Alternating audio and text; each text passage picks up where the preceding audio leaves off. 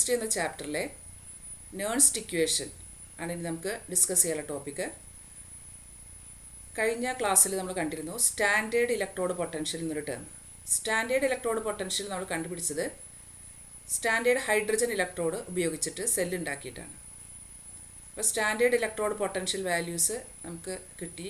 Reference ഇലക്ട്രോണിനെ base ചെയ്ത് കണ്ടുപിടിച്ചപ്പോൾ ആ വാല്യൂസാണ് നമ്മൾ ഇലക്ട്രോ കെമിക്കൽ സീരീസ് ഉണ്ടാക്കാനായിട്ട് ഉപയോഗിച്ചത്.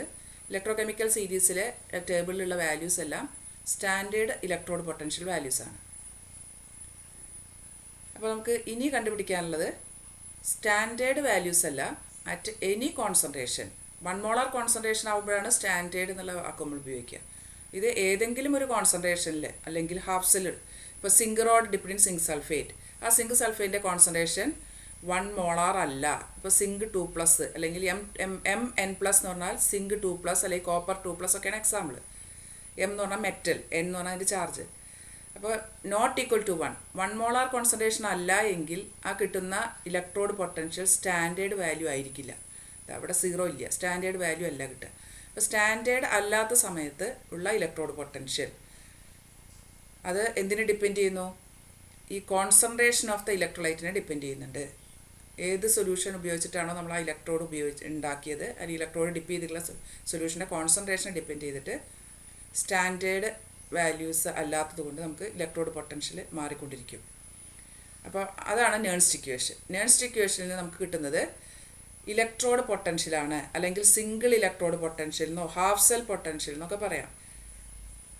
ഇലക്ട്രോഡ് പൊട്ടൻഷ്യലും ആ ഇലക്ട്രോഡ് വച്ചിരിക്കുന്ന സൊല്യൂഷൻ്റെ കോൺസെൻട്രേഷൻ തമ്മിലുള്ള റിലേഷനാണ് നേൺസ്റ്റ് ഇക്വേഷൻ. അപ്പോൾ നമ്മൾ എക്സാമ്പിളായിട്ട് ഒരു ഇലക്ട്രോഡ് എടുത്തു. ആ ഇലക്ട്രോഡിൽ ഒരു ഹാഫ് സെൽ റിയാക്ഷൻ നടക്കുന്നുണ്ട്. ആ ഹാഫ് സെൽ റിയാക്ഷൻ ഇതാണ്: Mn+ + n electron gives M. ഒരു എക്സാമ്പിളായിട്ട് പറയുകയാണെങ്കിൽ Zn2+ + 2 ഇലക്ട്രോൺ ഗീവ്സ് Zn.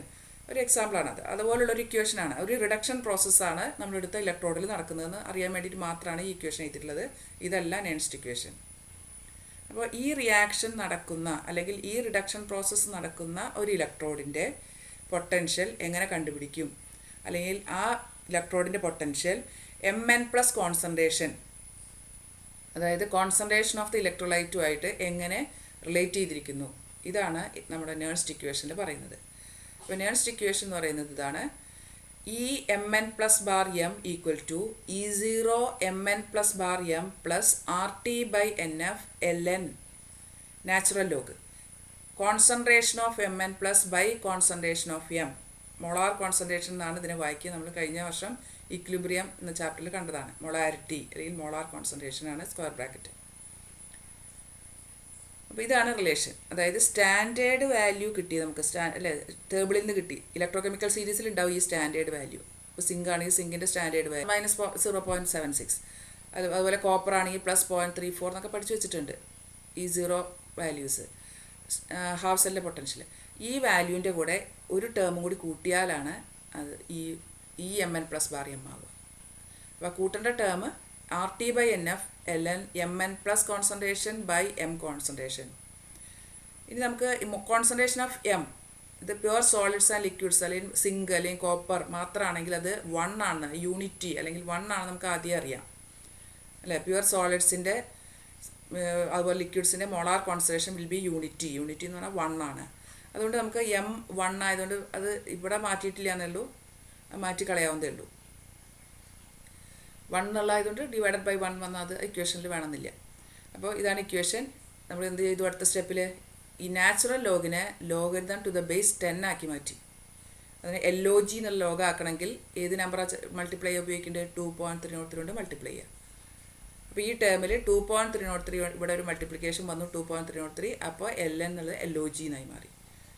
അപ്പോൾ ഇത് നേൺസ്റ്റ് ഇക്വേഷനാണ്. ഇനി നമുക്ക് അപ്പോൾ സിംഗിൾ ഇലക്ട്രോഡ് പൊട്ടൻഷ്യലിലെ നേൺസ്റ്റ് ഇക്വേഷനാണ് എഴുതിയിരിക്കുന്നത്. ഇതിലെ ഈ മോളാർ കോൺസെൻട്രേഷൻ ഓഫ് M എന്നുള്ളത് പറയണമെന്നില്ല, കാരണം അത് 1 ആണ് അല്ലേ. മോളാർ കോൺസെൻട്രേഷൻ M 1 ആയതുകൊണ്ട് ഇത് പറയണമെന്നില്ല. കണ്ടുപിടിക്കാനുള്ള ഇക്വേഷനാണ് നേൺസ്റ്റ് ഇക്വേഷൻ. ഇനി അതിൽ ടേംസ് എന്തൊക്കെയാണ്? ഈ Mn+M electrode potential at any concentration. E0 Mn+M standard electrode potential of this electrode Mn+M എന്നുള്ള ഇലക്ട്രോഡ്, അതായത് Mn+ സൊല്യൂഷനിൽ M എന്നുള്ള ഇലക്ട്രോഡ് വെച്ചിരിക്കുന്നു എന്നാണ് അർത്ഥം. R 8.314 joule per kelvin per mole ആണ്. T temperature in Kelvin, F Faraday constant 96,500 coulombs, N equal to number of electrons involved in the reaction, electrode reaction, Mn plus concentration ഇതാണ് molar concentration Mn plus. ഈ square bracket നിർബന്ധമാണ്. അത് molarity അല്ലെങ്കിൽ molar concentration of Mn plus എന്നാണ് അർത്ഥം. ഇനി molar concentration of M metal 1 ആണ്. ഇനി അടുത്തത് 298 കെൽവിനായിട്ട് നമ്മൾ ഇക്വേഷൻ എടുക്കുകയാണെങ്കിൽ ഈ റിയാക്ഷൻ ഈ പ്രോസസ്സ് നടന്ന് 298 കെൽവിനാണെന്ന് നമ്മൾ അസ്യൂം ചെയ്യുകയാണെങ്കിൽ 2.303 RT എഫ് ഈക്വൽ ടു 2.303 ആറിന് സബ്സ്റ്റിറ്റ്യൂഷൻ കൊടുത്തു, T 298 ആക്കി, എഫിന് 96,500 കൊടുത്താൽ 0.0591 കിട്ടും. അതിനെ സിംപ്ലിഫൈ ചെയ്യാൻ പറ്റും. പിന്നെ എമ്മിന് 1 എന്നും കൊടുക്കാം. അപ്പോഴാണ് നമ്മുടെ ഫൈനൽ ഇക്വേഷൻ. അപ്പോൾ നേഴ്സ്റ്റ് ഇക്വേഷൻ എന്താണെന്ന് ചോദിച്ചാൽ ഇതാണ് പറയേണ്ടത്. എന്തിൻ്റെ Nernst equation? Single electrode potential at 298 kelvin. 298 kelvin means 25 degree celsius. ഇതാണ് Nernst equation for single electrode potential. അപ്പോൾ ഇതിൽ ഡിവൈഡഡ് ബൈ എം ഇല്ല, കാരണം അത് 1 ആയതുകൊണ്ട് അത് ഒഴിവാക്കി. 2.303 RT ബൈ എഫ് ഇല്ല, കാരണം അത് സിംപ്ലിഫൈ ചെയ്ത് 0.0591 ആക്കി. Very important equation. അപ്പോൾ നേഴ്സ്റ്റ് ഇക്വേഷൻ എന്തിനു ഉപയോഗിക്കുന്നു? നേഴ്സ്റ്റ് ഇക്വേഷൻ ഉപയോഗിക്കുന്നത് സിംഗിൾ ഇലക്ട്രോഡ് പൊട്ടൻഷ്യൽ കണ്ടുപിടിക്കാൻ അറ്റ് എനി കോൺസെൻട്രേഷൻ. പറയേണ്ട ഇക്വേഷൻ ഇതാണ്. 298 കെൽവിനിലുള്ള ഇക്വേഷനാണ് നമ്മൾ കൂടുതൽ ഉപയോഗിക്കുക പ്രോബ്ലംസ് ഒക്കെ ചെയ്യാൻ. ഇനി അത് 298 കെൽവിൻ അല്ല എങ്കിൽ നമുക്ക് കറക്റ്റ് ഇക്വേഷൻ ഇങ്ങനെയും പറയാം. Mn plus bar M equal to E0 Mn plus bar M plus 2.303 RT by NF log concentration of Mn plus. ഇതാണ് single electrode potential at any temperature Nernst equation. അപ്പോൾ ഇത് രണ്ടുമാണ് നമ്മൾ പഠിക്കാനുള്ള നേഴ്സ്റ്റ് ഇക്വേഷൻസ്. ഇത് 298 kelvin ആകുമ്പോഴത്, ഇത് 298 കെൽവിൻ അല്ല, at any temperature എന്നുള്ള ഇക്വേഷൻ നേഴ്സ്റ്റ് ഇക്വേഷൻ.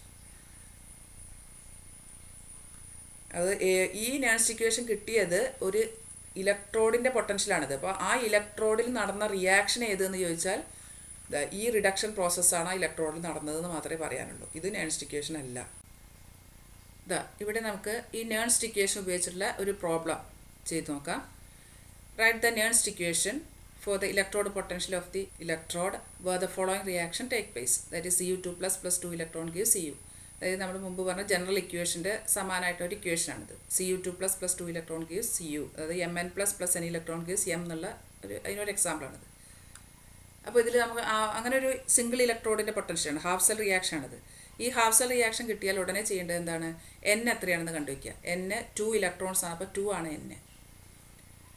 അപ്പോൾ പിന്നെ വേറെ ഒന്നും നമുക്കറിയാനില്ല. Mn പ്ലസ് എന്ന് പറഞ്ഞാൽ ഇവിടെ Cu2 പ്ലസ് ആണ്. അത് ജസ്റ്റ് സബ്സ്റ്റിറ്റ്യൂട്ട് ചെയ്യാൻ മാത്രമേ ഉള്ളൂ. ഈ Cu2 plus bar Cu equal to E0 Cu2 plus bar Cu plus 2.303 RT by 2F. കാരണം ഒരു സ്പെസിഫിക് ആയിട്ടൊരു ഇക്വേഷൻ തന്നുകൊണ്ട് നമ്മൾ എന്നിന് സബ്സ്റ്റിറ്റ്യൂഷൻ കൊടുക്കണം 2 എന്നുള്ളത്. അല്ല, ജനറൽ ഫോമിലാണ് നമ്മൾ N എഴുതാറുടെ. ലോഗ് ഇവിടെ Mn പ്ലസ് എന്ന് പറഞ്ഞാൽ ഈ ഇക്വേഷനിൽ അത് Cu2 പ്ലസ് ആണ്, കോൺസെൻട്രേഷൻ ഓഫ് Cu2 പ്ലസ്. ഇതിന് നമുക്ക് സിംപ്ലിഫൈഡ് ഫോമിൽ 2.303 RT ബൈ എഫിന് പകരം 0.0591 കൊടുക്കാം 298 കെൽവിൻ ടെമ്പറേച്ചർ ആണെങ്കിൽ. ഇതാണ് നേഴ്സ്റ്റ് ഇക്വേഷൻ. ഏതൊരു ഹാഫ് സെൽ റിയാക്ഷൻ തന്നാലും നമുക്ക് നേഴ്സ്റ്റ് ഇക്വേഷൻ എഴുതറിയണം. ആകെ സബ്സ്റ്റിറ്റ്യൂഷൻ കൊടുക്കേണ്ടത് എന്നിൻ്റെ സ്ഥലത്ത് സബ്സ്റ്റിറ്റ്യൂഷൻ കൊടുക്കണം, അതുപോലെ ഈ Mn പ്ലസിൻ്റെ സ്ഥലത്ത് സബ്സ്റ്റിറ്റ്യൂഷൻ കൊടുക്കണം, എമ്മിൻ്റെ സ്ഥലത്ത് സബ്സ്റ്റിറ്റ്യൂഷൻ കൊടുക്കണം. അത്ര മാത്രമേ ആവശ്യമുള്ളൂ.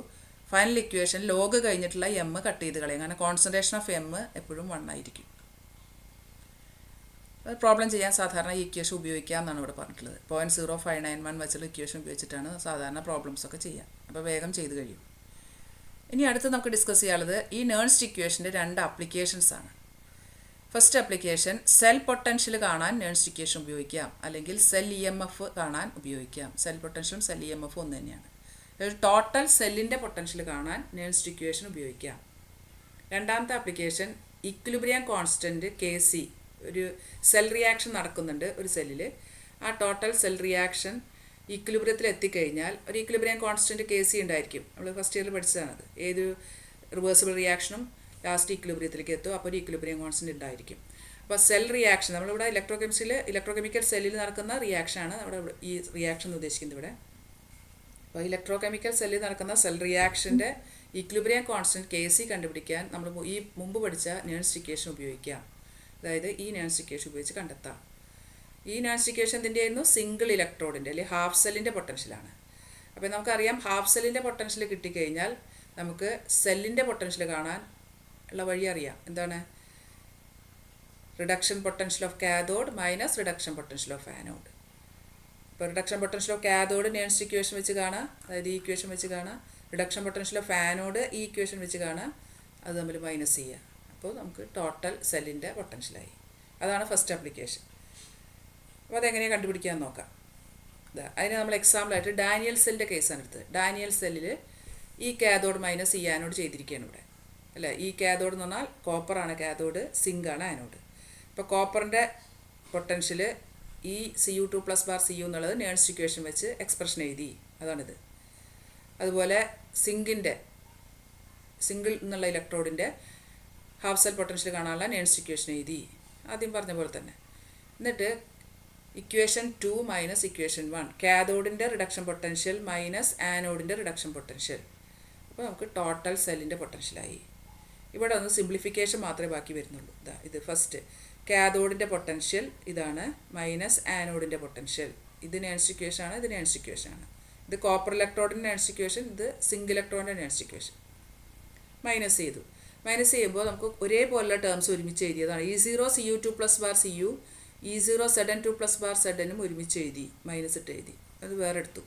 പിന്നെ പ്ലസ് 0.0591/2 എന്നുള്ളത് ഈ രണ്ട് ടേമിലും കോമൺ ഫാക്ടറാണ്. ഇതിലും വരുന്നുണ്ട്, ഈ ടേമിലും വരുന്നുണ്ട്. അത് കോമൺ ഫാക്ടറായിട്ട് പുറത്ത് വെച്ചു. അപ്പോൾ log Cu2+ minus log Zn2+. പിന്നെ നമുക്ക് മാത്സിൽ പഠിച്ചിട്ടുണ്ട് log A minus log B, log A/B എന്ന് എഴുതാം. അതവിടെ അപ്ലൈ ചെയ്തു എന്നാണ് ഈ ഇക്വേഷൻ വഴി കാണിക്കുന്നത്. Log A minus log B log A/B ആണെന്ന് നമുക്ക് മാത്സിൽ പഠിച്ചിട്ടുണ്ട് എന്നറിയാൻ വേണ്ടിയിട്ട് മാത്രം ഇവിടെ എഴുതിയതാണിത്. ആ ഇക്വേഷനാണ് ഇവിടെ അപ്ലൈ ചെയ്തത്. അപ്പോൾ ലോഗ് Cu2+ മൈനസ് ലോഗ് Zn2+ന് പകരം ലോഗ് Cu2+ ബൈ Zn2+. അതുപോലെ ഇവിടെ അപ്ലൈ ചെയ്തു E0 Cu2+Cu minus E0 Zn2+Zn, that is E0 cathode minus E0 anode. അത് നമുക്കറിയാം E0 സെല്ലാണ്. അപ്പോൾ ഈ ടേമിന് പകരമാണ് E0 സെല്ല് കൊടുത്തത്.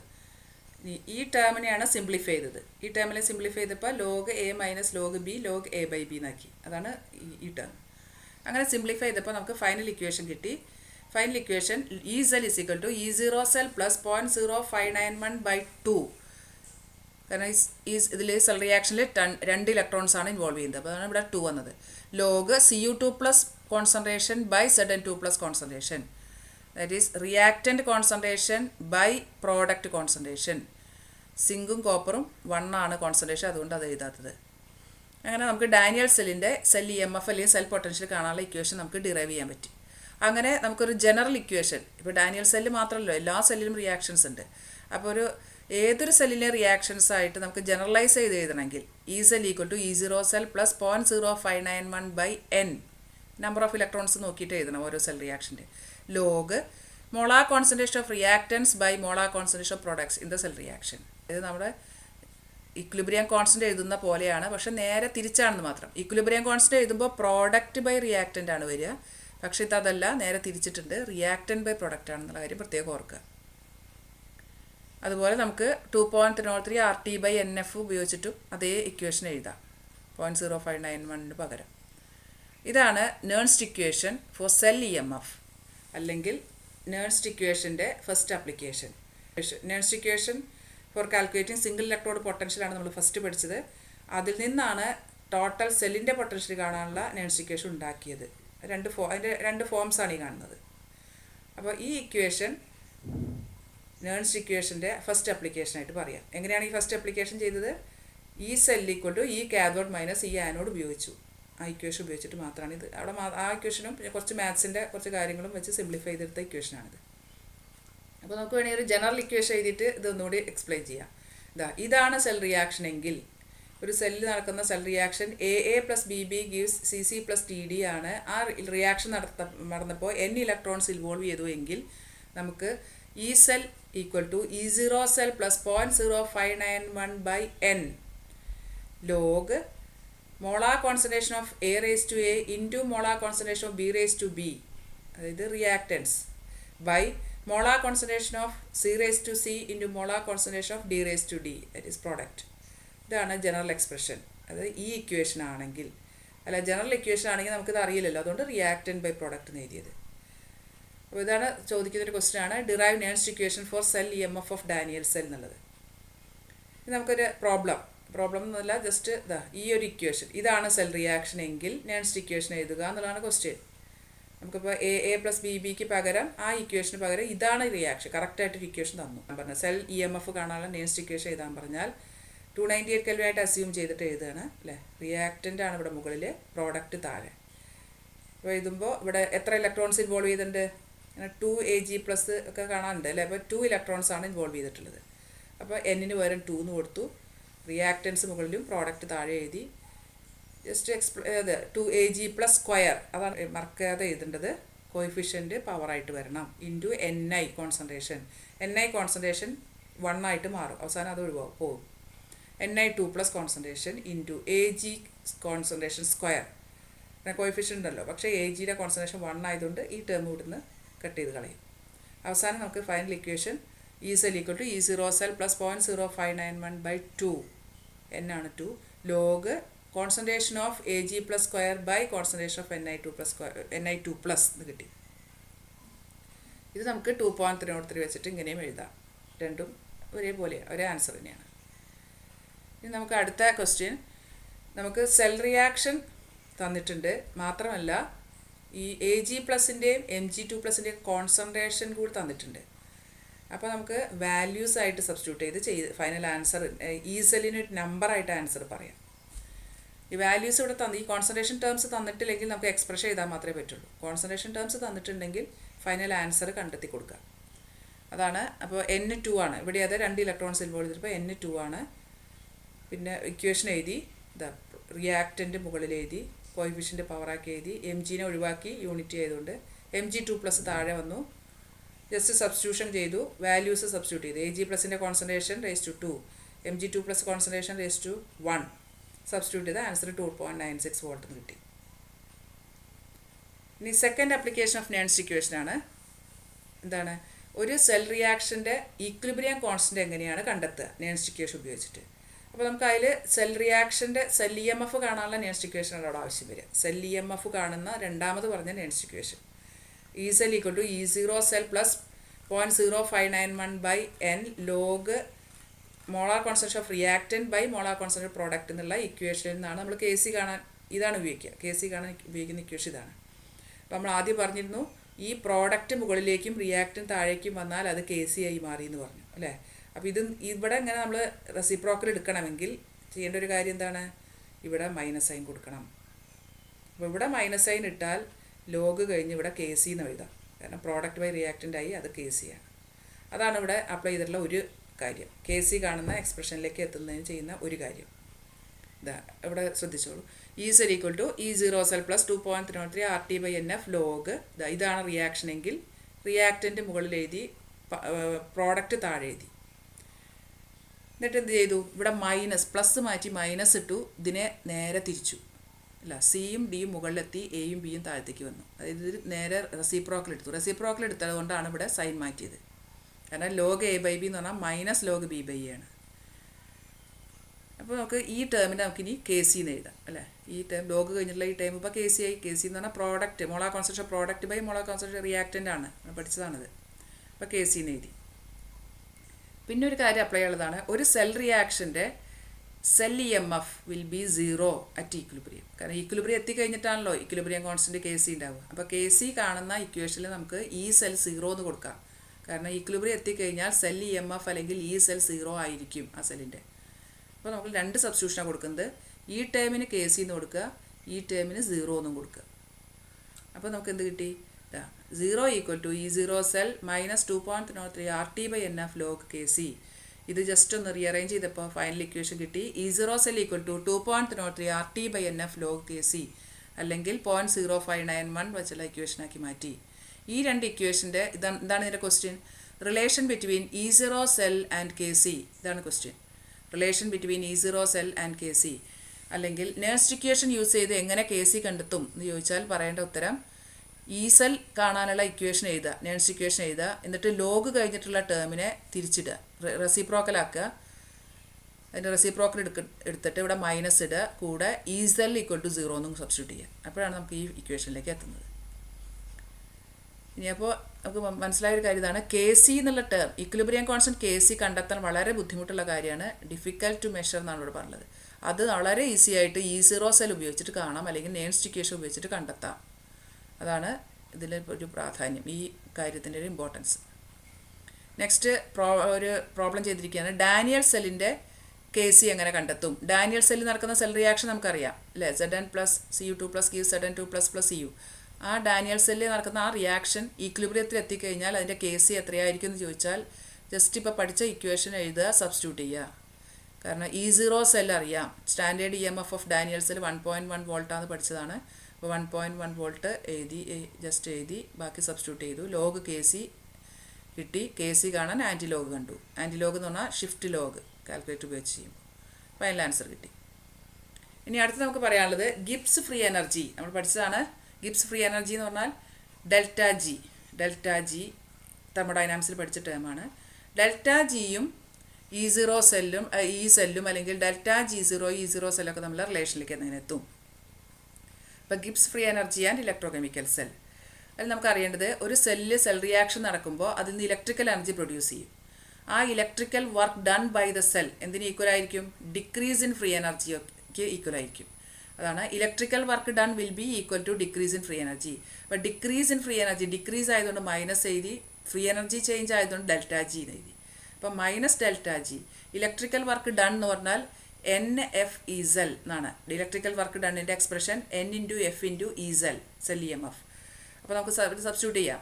Delta G is equal to minus NF(E)ZEL അല്ലെങ്കിൽ delta G0 equal to minus NF(E0 cell. ഇവിടെ 0 സ്റ്റാൻഡേർഡ് കണ്ടീഷൻ എടുത്താൽ ഇതും സ്റ്റാൻഡേർഡ് കണ്ടീഷനാവും. ജസ്റ്റ് രണ്ട് എക്സ്പ്രഷൻ. അപ്പോൾ ഇവിടുത്തെ ക്വസ്റ്റ്യൻ ഇതാണ്, relation between delta G and E-ZEL അല്ലെങ്കിൽ relation between delta G0 and E0 cell എന്നൊക്കെയാണ് ഇവിടെ ക്വസ്റ്റ്യൻ വരിക. അപ്പോൾ അതിൻ്റെ ആൻസറാണ് ഇത് രണ്ടും. ഇനി നമുക്ക് കെ സിയുടെ എക്സ്പ്രഷനും ഡെൽറ്റ G0 തമ്മിൽ റിലേറ്റ് ചെയ്യണം. വേറൊരു എക്സ്പ്രഷനിലേക്ക് പോവാണ്. അതിന് ചെയ്യുന്ന രണ്ട് കാര്യം, ഇപ്പോൾ നമ്മൾ പഠിച്ച രണ്ട് ഇക്വേഷൻസാണ് അവിടെ ഉപയോഗിക്കുന്നത്. E0 cell equal to 2.03 RT/NF log KC പഠിച്ചതാണ്. കെ സിൻ്റെ E0 സെല്ലും തമ്മിൽ റിലേഷൻ. ഇനി E0 സെല്ലും ഡെൽറ്റ G0 തമ്മിൽ റിലേഷൻ പഠിച്ചു. Delta G0 minus NF(E0 cell. അപ്പോൾ അതിൽ ഈ സെക്കൻഡ് ഇക്വേഷനിലെ E0 സെല്ലിന് പകരം ഈ ഫസ്റ്റ് ഇക്വേഷൻ സബ്സ്റ്റിറ്റ്യൂട്ട് ചെയ്തു. അല്ലെ, ഫസ്റ്റ് ഇക്വേഷൻ E0 സെല്ലാണല്ലോ. ഈ ഫസ്റ്റ് ഇക്വേഷനിലെ E0 സെൽ എന്നുള്ള 2.03 RT/NF log KC എന്നുള്ളത് ഇവിടെ സബ്സ്റ്റിറ്റ്യൂട്ട് ചെയ്തു. ഈ E0 സെൽ എന്നുള്ളിടത്ത് സബ്സ്റ്റിറ്റ്യൂട്ട് ചെയ്തു. അപ്പോൾ നമുക്ക് കിട്ടി ഈ NFഉം ഈ NFഉം കട്ട് ചെയ്ത് പോയി.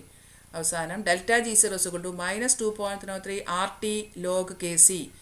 ഇതാണ് ഫൈനൽ ഇക്വേഷൻ പഠിക്കാനുള്ളത്. ഇതിൽ ക്വസ്റ്റ്യൻ ഇതാണ്, what is relation between delta G0 and KC? Equation delta G0 is equal to minus 2.03 RT log KC. ആ ഇക്വേഷനാണ് പഠിച്ചു വയ്ക്കേണ്ടത്. ഇനി പ്രോബ്ലംസ് ചെയ്തിരിക്കുകയാണ്.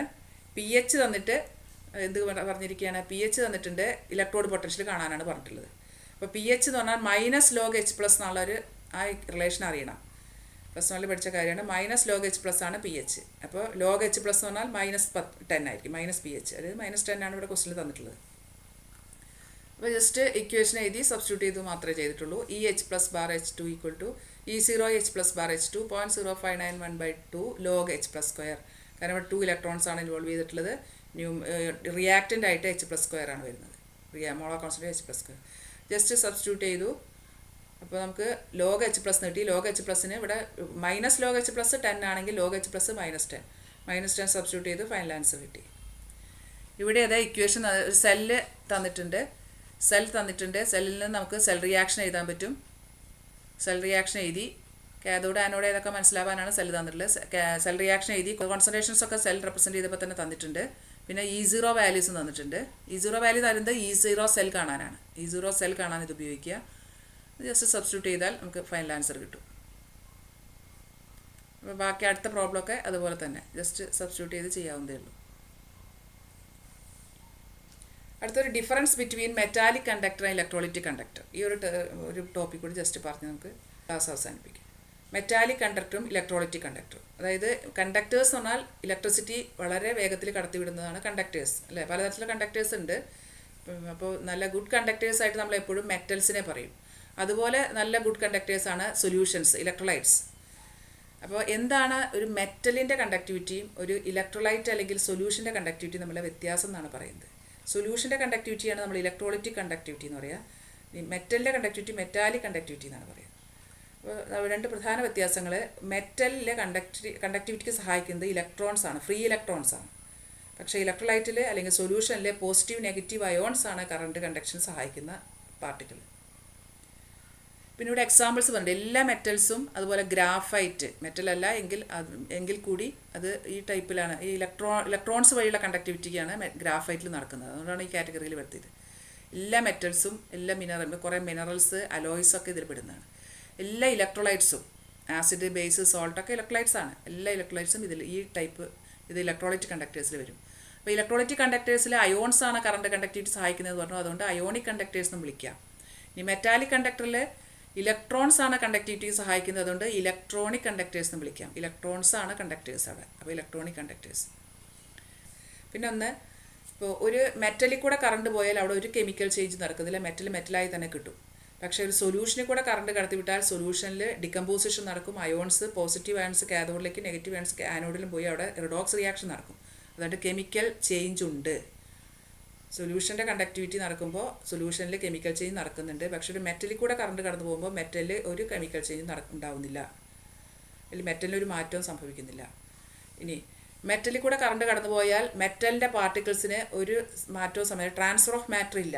ഇപ്പോൾ കോപ്പർ ആറ്റംസ് ഒരു പോയിന്റ് വേറെ പോയിന്റിലേക്ക് പോകുന്നില്ല, കാരണം ഇലക്ട്രിസിറ്റിയുടെ ഒപ്പം പോകുന്നില്ല. പക്ഷേ പോസിറ്റീവ് നെഗറ്റീവ് അയോൺസ് ഇലക്ട്രിസിറ്റി പോകുന്നതിൻ്റെ ഒപ്പം പോസിറ്റീവ് നെഗറ്റീവ് അയോൺസ് കാഥോഡിലേക്ക് ആനോഡിലേക്ക് ട്രാൻസ്ഫർ ചെയ്യപ്പെടുന്നുണ്ട്. അവിടെ ഇൻവോൾവ് ട്രാൻസ്ഫർ ഓഫ് മാറ്റർ. ഇനി മെറ്റലിൻ്റെ കണ്ടക്ടിവിറ്റി ടെമ്പറേച്ചർ അനുസരിച്ച് കുറയും. പക്ഷേ ഇലക്ട്രോലൈറ്റിൻ്റെ കണ്ടക്ടിവിറ്റി ടെമ്പറേച്ചർ കൂടുമ്പോൾ കൂടുകയാണ് ചെയ്യുക. അതുപോലെ മെറ്റലിൻ്റെ കണ്ടക്ടിവിറ്റി നേച്ചർ ഓഫ് മെറ്റലിനെയും നമ്പർ ഓഫ് വാലൻസ് ഇലക്ട്രോണിനെയും ടെമ്പറേച്ചറിനെയൊക്കെ ഡിപ്പെൻഡ് ചെയ്യുന്നുണ്ട്. പക്ഷേ ഇലക്ട്രോലൈറ്റിൻ്റെ കണ്ടക്ടിവിറ്റി ഡിപ്പെൻഡ് ചെയ്യുന്നത് nature of electrolyte, concentration of electrolyte, temperature, nature of solvent, size of അയോൺസിനൊക്കെയാണ്. ഇതാണ് മെറ്റാലിക് കണ്ടക്ടിവിറ്റിയും ഇലക്ട്രോലൈറ്റിക് കണ്ടക്ടിവിറ്റിയും തമ്മിലുള്ള ഡിഫറൻസ്. ഇനി നമുക്ക് ഇലക്ട്രോലൈറ്റിക് കണ്ടക്ടിവിറ്റി ആണ് ഡീറ്റെയിൽ ആയിട്ട് അടുത്ത ടോപ്പിക്കിൽ പറയാനുള്ളത്. മെറ്റാലിക് കണ്ടക്ടേഴ്സ് എത്രത്തോളം പറയുന്നുള്ളൂ. ഇലക്ട്രോലൈറ്റിക് കണ്ടക്ടേഴ്സിനെ കുറിച്ച് ഡീറ്റെയിൽ ആയിട്ട് നെക്സ്റ്റ് ക്ലാസ്സിൽ പഠിക്കണം. Thank you.